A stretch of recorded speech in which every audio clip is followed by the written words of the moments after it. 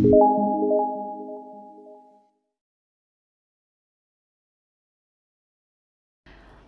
anak-anak Indonesia yang cerdas dan terampil, apa kabar kalian semua? Semoga kalian selalu sehat dan ceria, walaupun kalian masih harus belajar di rumah karena pandemi belum berakhir.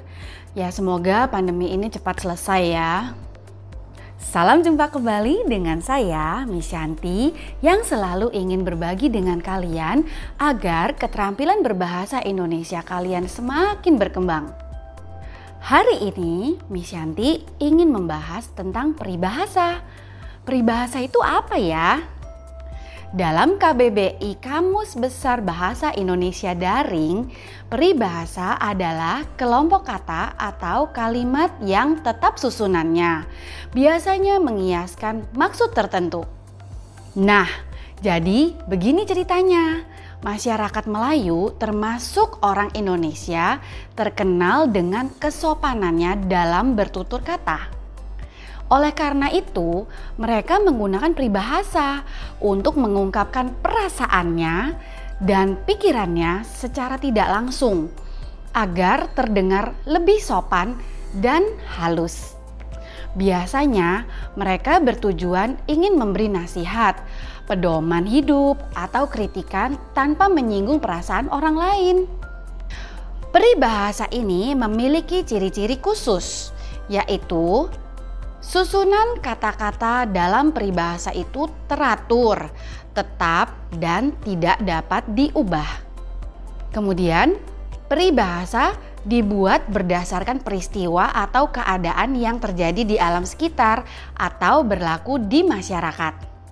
Peribahasa diciptakan dengan bahasa yang indah, mengesankan, dan mempunyai makna sehingga melekat di masyarakat secara turun-temurun. Lalu, peribahasa dibuat untuk memperindah bahasa dengan memperhalus kata-kata untuk menyampaikan suatu pesan. Ada macam-macam jenis peribahasa, misalnya bidal. Bidal adalah peribahasa yang mengandung peringatan, sindiran, ejekan, atau nasihat. Pepatah. Pepatah adalah peribahasa yang mengandung nasihat atau ajaran dari orang tua. Perumpamaan.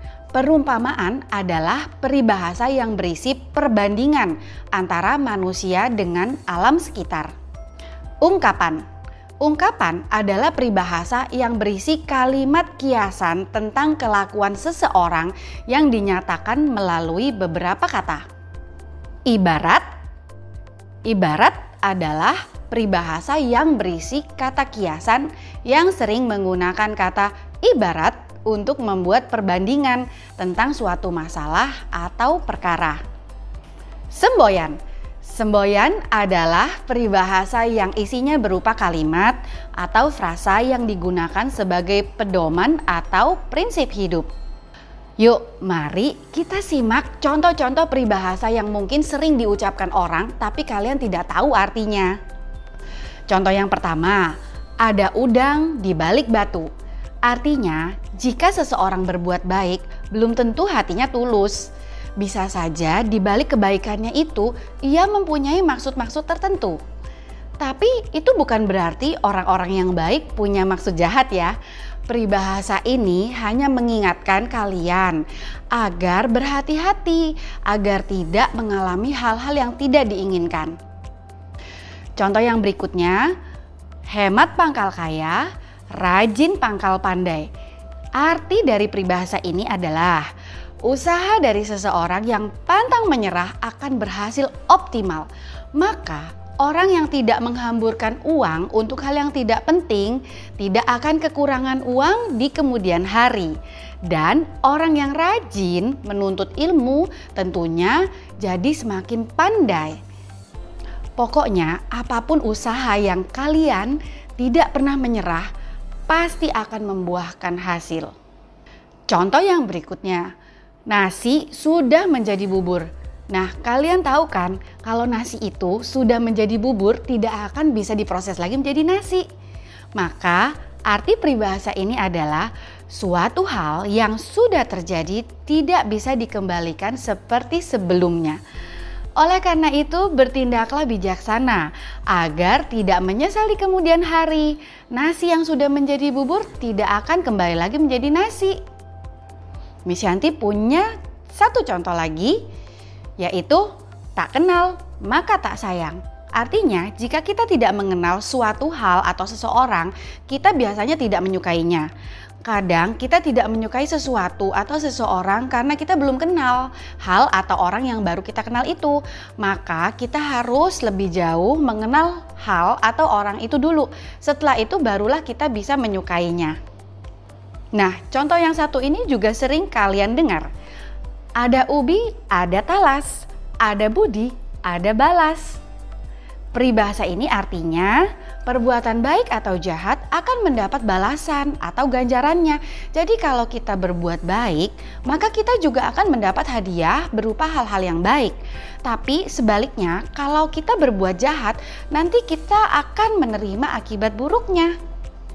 Yang berikutnya, gajah di pelupuk mata tidak tampak, kuman di seberang laut tampak. Peribahasa ini ditujukan untuk orang yang tidak bisa melihat kesalahan yang dilakukan dirinya sendiri. Namun, ia dapat dengan cepat melihat kesalahan orang lain. Air beriak, tanda tak dalam. Arti dari peribahasa ini adalah orang yang banyak cakap atau bicara biasanya kurang berilmu. Dalam kehidupan, kadang kita bertemu dengan orang-orang yang terlalu banyak bicara dan sombong, tapi sebenarnya orang itu kurang paham.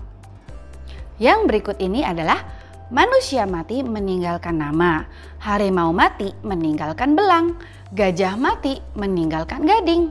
Artinya, walaupun seseorang sudah meninggal, ia akan dikenang sesuai dengan perbuatannya selama hidup.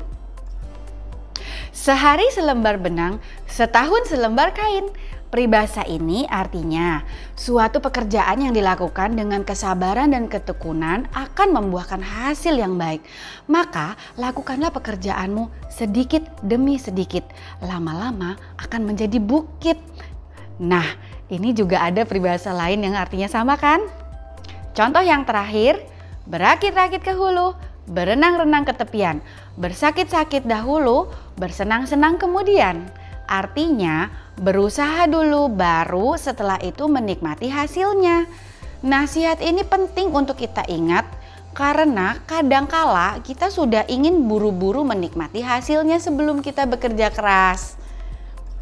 Nah, itulah tadi 10 contoh peribahasa yang sering diucapkan orang-orang di sekitar kita. Coba kalian amati dari 10 contoh yang tadi, mana kira-kira yang termasuk peribahasa jenis bidal, pepatah, perumpamaan, ungkapan, ibarat, dan semboyan. Lalu kalian diskusikan dengan guru atau orang tua kalian. Sebenarnya masih ada banyak lagi peribahasa yang bisa kalian amati dalam keseharian kalian. Kalau kalian mau tahu lebih banyak lagi contoh-contoh peribahasa, kalian bisa mengunjungi situs Bobo Teman Bermain dan Belajar. Oh iya, tadi kalian perhatikan tulisan tangan yang cantik kan? Tulisan tangan yang indah dan cantik tadi ditulis oleh salah satu teman Miss Yanti yang bernama Miss Renilda Sinta. Kalau kalian mau tahu cara menulis indah seperti Miss Renilda, kalian bisa melanjutkan menonton video setelah yang ini ya. Tapi kalau mau mengunjungi IG Miss Renilda juga boleh. Ini nama IG-nya, Miss Ren Hand Lettering. Demikianlah pembelajaran bahasa Indonesia yang Miss Yanti bisa bagikan untuk kalian hari ini. Semoga bermanfaat ya. Jangan lupa membagikan video ini kepada teman-teman yang lain supaya mereka juga mengenal peribahasa.